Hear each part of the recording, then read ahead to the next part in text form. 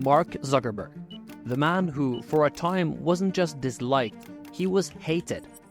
Headlines like "Zuckerberg, the most reviled man in tech," were easy to find.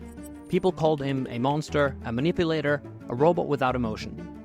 He was the biggest villain of big tech. And he wasn't just awkward. People didn't trust him. People didn't like him. And they made sure he knew. He became the face of every fear people had about their privacy being stolen and their lives being sold to the highest bidder. But then, something changed. Suddenly, the guy everyone loved to hate wasn't so bad anymore. The man once painted as a robotic, power-hungry CEO is now training in MMA, being on lots of big podcasts, and actually making people laugh. But it's not a coincidence. Zuckerberg didn't just stumble into this transformation. What if I told you that this was all part of a plan? Behind Zuckerberg's sudden rise from villain to, dare I say, relatable, was a calculated strategy. A transformation that's been years in the making. In this video, we're exposing how Mark Zuckerberg went from being the world's most hated billionaire to someone people are starting to root for. Service is? Well, it's impossible to tell. To really understand how Mark Zuckerberg became one of the most hated figures in tech, you have to go back to the beginning. Sure, Facebook was an incredible success, but Zuckerberg himself? Not so much. He came off as cold, awkward, and robotic. His public appearances felt more like watching an AI trying to simulate human emotions than an actual CEO connecting with the public. And as Facebook grew, so did the disconnect between Zuckerberg and his users. Watching this guy try to talk to people was like watching a toaster trying to tell a joke. You just sit there wondering, does he even know how humans work? How is this the same guy running one of the biggest companies in the world? I mean, this dude is in charge of connecting people. Meanwhile, he looks like he's still trying to figure out how to drink water. Come on, Mark, it's just a glass. Blink twice if you need help.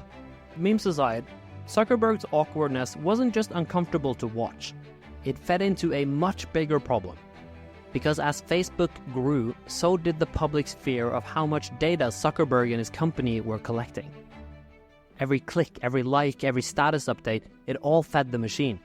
And Zuckerberg, he was seen as the man behind the curtain, pulling the strings and collecting the data.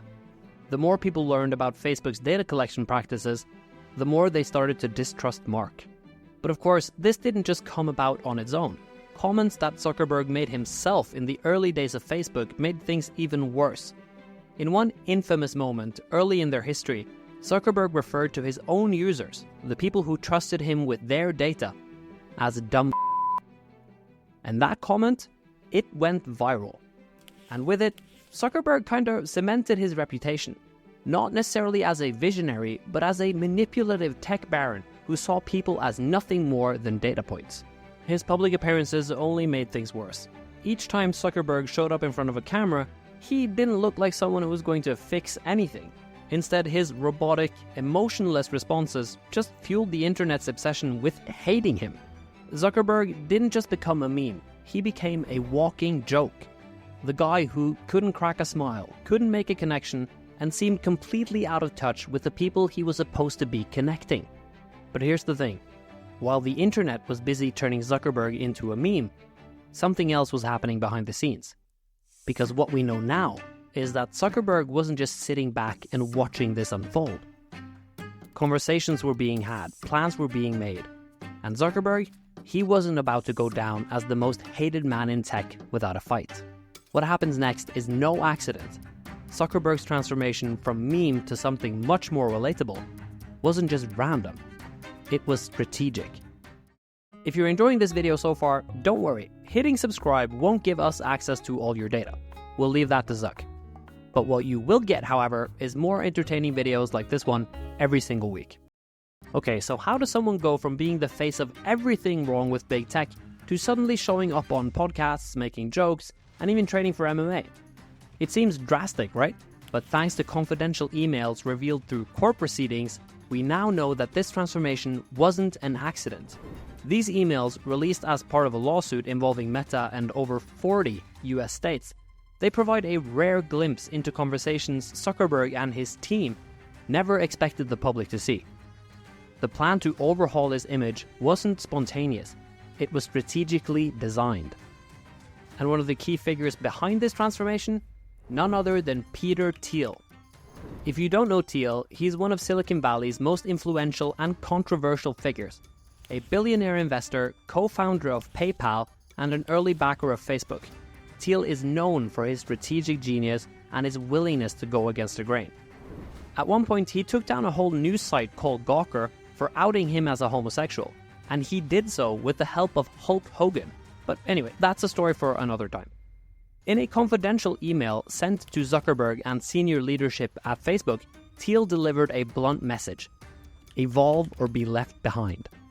In that email, Thiel wrote, Mark has been cast as the spokesman for the millennial generation, but this burden should not be placed on any one single person.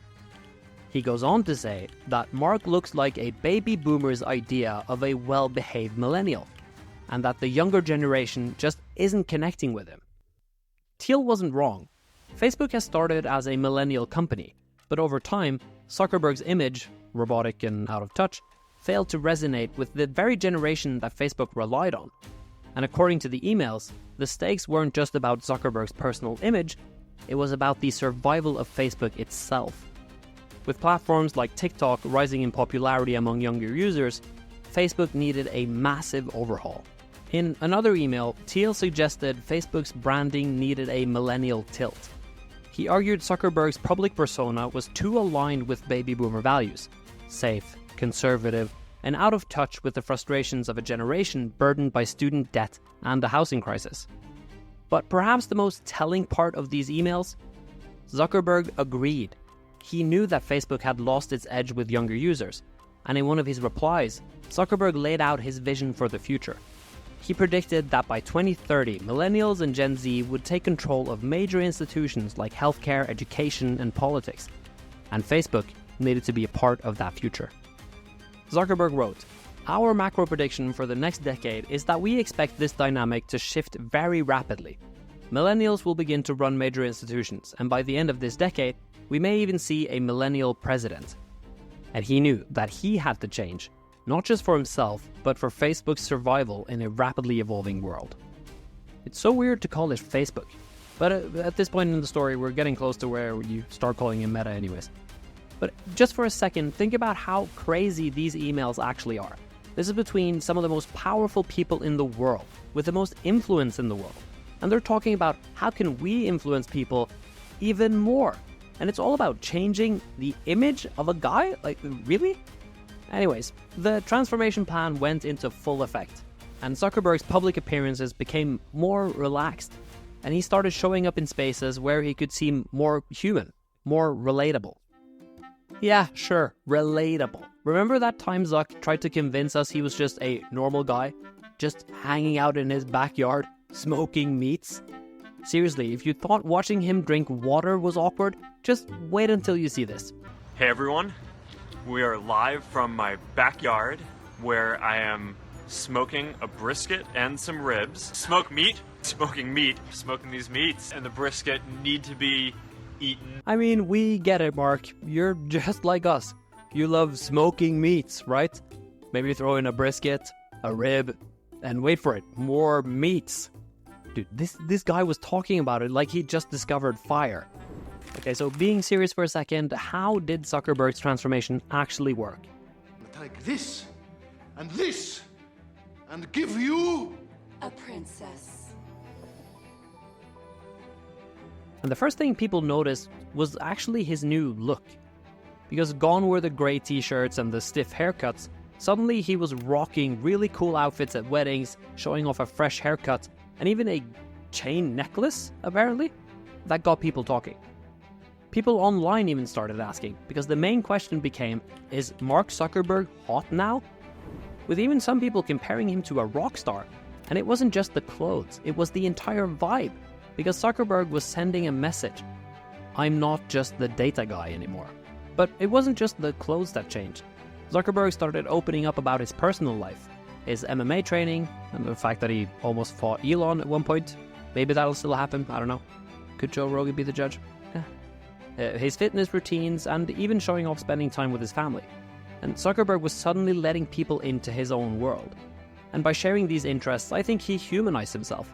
It was a pretty far cry from the robotic CEO that we'd seen in the years past, and he wasn't just running Facebook anymore, or Meta. He was a regular guy who had his own hobbies and his own personal life. And finally, it was the way that Zuck started showing up.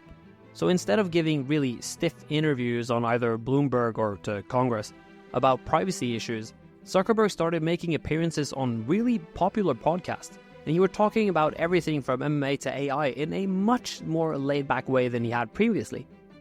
For example, his appearance on the Dwarkesh Patel podcast is one of the best interviews on AI I've ever seen with a CEO, because Zuck is so incredibly chill about it. He's not guarding his words, it's not scripted, he just says what he thinks. Which, for CEOs of that size, remember, Meta is worth like $1.4 trillion or something ridiculous. That's very rare.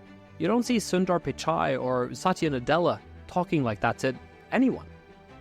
But even if that is the case, he's become more open and he's become more personalizable and more human, the question still remains, how much of this transformation was truly organic?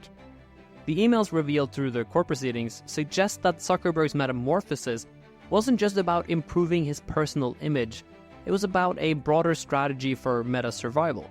And from the very start, Zuckerberg and his team were aware of how much the younger generation's perception of Facebook had shifted. And as Peter Thiel put it, Facebook was once the millennial company, but it's lost touch with its core users. And the emails, to me at least, laid out the plan. Zuckerberg needed to evolve into a new kind of leader, one who could resonate with millennials and Gen Z. Every move, from his casual podcast appearances to his revamped look, was carefully designed to reconnect him with a generation that had started to lose faith in big tech. And let's not forget, this isn't just about Zuckerberg's image. The future of Meta is at stake. According to the emails, the team behind Zuckerberg's transformation knew that if he didn't manage to win back the trust of millennials and Gen Z, Facebook's dominance could crumble in the face of competition from platforms like TikTok. Zuckerberg and his team have spent years carefully crafting this new public persona. But the real question is, will it be enough to carry Meta through to the next decade? And myself, I'm left wondering, are the new baggy t-shirts like really a thing? At the introduction of the Orion glasses, I was thinking that Zuck looks more like a guy who hangs out behind high schools more than a tech CEO. Anyways, just my opinion. In the end, I think Zuckerberg's transformation from awkward tech CEO to relatable public figure has been one of the most calculated and successful rebrands that we've ever seen. Whether it's authentic or simply a clever maneuver to keep Meta on top is still up for debate. So what do you think? Has Zuck really changed, or is this just a strategic move straight from the emails? Check out our video on Bernard Arnault, the king of luxury brands who mastered the art of controlling his own narrative.